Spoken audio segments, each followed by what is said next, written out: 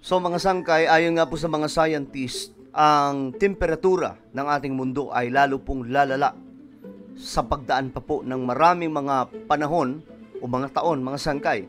At mismo ang Pilipinas ay nakakaranas ng ganitong klaseng init ng panahon. No? Sa kabila po ng katotohanan na itong El Nino ay papalabas na. So ito po ay dahil sa climate change. Ngayon mga sanggay, mas lalo po natin lawakan ang ating isipan. Ano nga ba ang mayroon? No? Ano nga ba ang mayroon kung bakit mas mainit na po ngayon ang panahon? Yan po ang ating pag-uusapan mga sangkay. Mahalaga po itong malaman ng bawat pamilyang Pilipino. Pero bago tayo magsimula, pakisubscribe po muna yung ating YouTube channel. Ayan po sa baba ng video na to, makikita nyo po mga sangkay. Yung subscribe button, pindutin nyo lamang po yan, tapos i-click nyo yung bell. At i-click nyo po yung all. Dahil dito mga sangkay, nakarating na po tayo ng 1.21 million subscribers. Napakarami na po natin dito. So kung hindi ka po nakakapag-subscribe, alam mo na po ang iyong gagawin. Sa mga nanonood po sa Facebook, syempre, follow nyo po yung ating Facebook page. Napakadali lamang po niyan, mga sangkay. So eto na nga, tingnan po natin. Ayon po dito, saan ba yan? Ito. Tingnan po natin itong balitang to dahil mahalaga po na maintindihan po nating lahat. Bakit nga ba raw? Bakit nga ba mas mainit ang panahon ngayon kumpara noon? Alam niyo mga sangkay, sa mga batang 90s, if we remember, ano ba ang init ng panahon noon? Noon kasi mga sangkay, nung elementary po tayo or high school, kaya pa po natin maglaro sa kabila po ng o sa gitna po ng kainitan ng araw. But right now guys, ibang-iba na po yung init ng panahon. Napaka-delikado po mga sangkay at hindi na po kaya ng kahit kasino na magstay sa gitna po ng sobrang init na panahon. O bawa nakatirik yung araw mga sangkay, naku, iiwasan po yan ng iba dahil talagang namang sobra na po talagang lala ng init ng panahon. Siyam na lugar sa bansa ang posibleng makaranas ng dangerous level ng heat index. May possibility na madagdagan bukod sa iba Zambales yung maka-exceed ng 51 or yung tinatawag natin na extreme danger. Ito yung 52 degrees Celsius heat index. Ngayon hindi na siya kaya kasi mainit siya talaga. Diba? Sobra po talagang init kasi. Kahit nga ako, nakaraan sumakay po ako ng isang bus. At may pinuntahan po kami na isang lugar. Habang nasa bus ako talagang hindi po, alam nyo mga sangkay, lahat po halos siguro hindi lang talaga ako. Marami siguro ay hindi komportable sa talagang init ng panahon, tagaktak po talaga yung pawis. At ngayon, kung hindi po tayo magiging mapagbantay sa mga nangyayaring ito, baka mabiktima po tayo dahil po sa heat stroke at marami pa pong ibang karamdaman na dulot po nitong init ng panahon.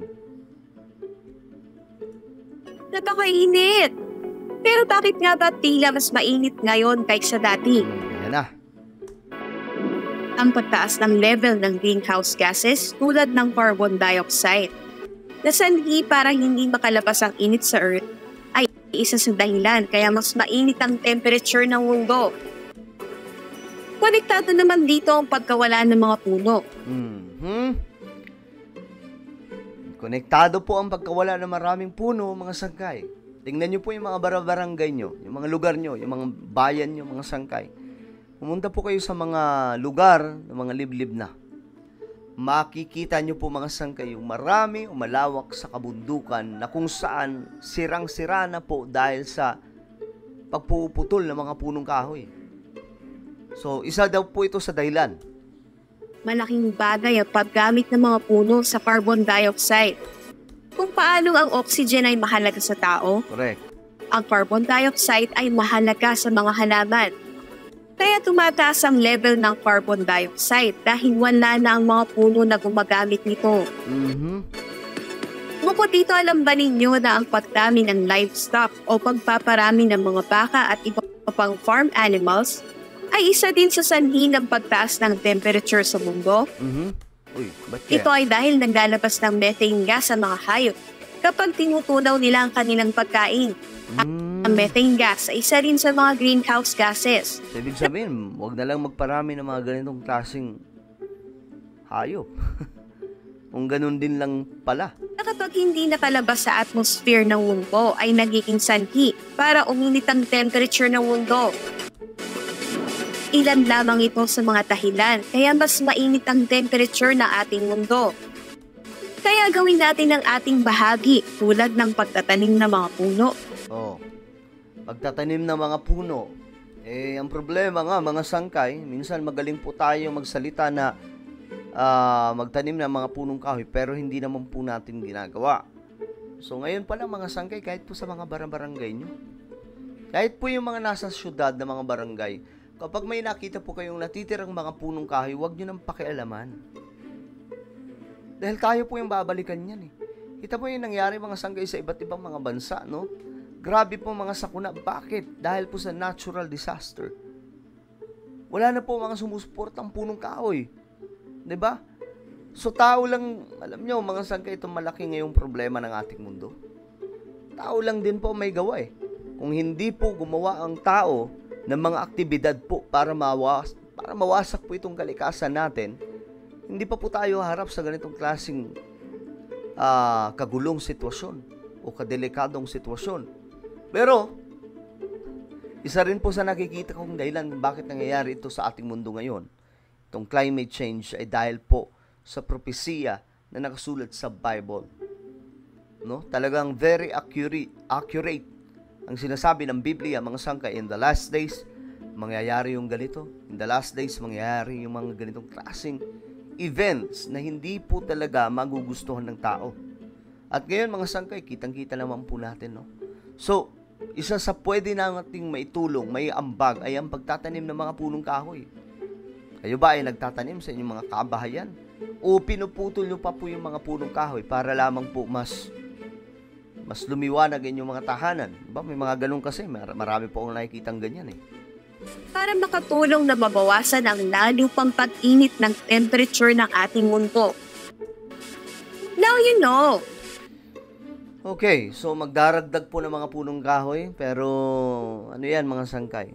Isa rin po sa pwede makatulong ay ang pagpapatayo ng mga struktura, lalong-lalo na po pagdating sa renewable energy. Para po yung energy demand, mga sangkay, hindi lamang po nakatutok doon sa nakakasira sa kalikasan, kundi nakakatulong pa para maisaayos muli ang ating kalikasan. Dahil alam nyo mga sangkay, ang kalikasan po natin kaya mag-exist nang wala po ang tao.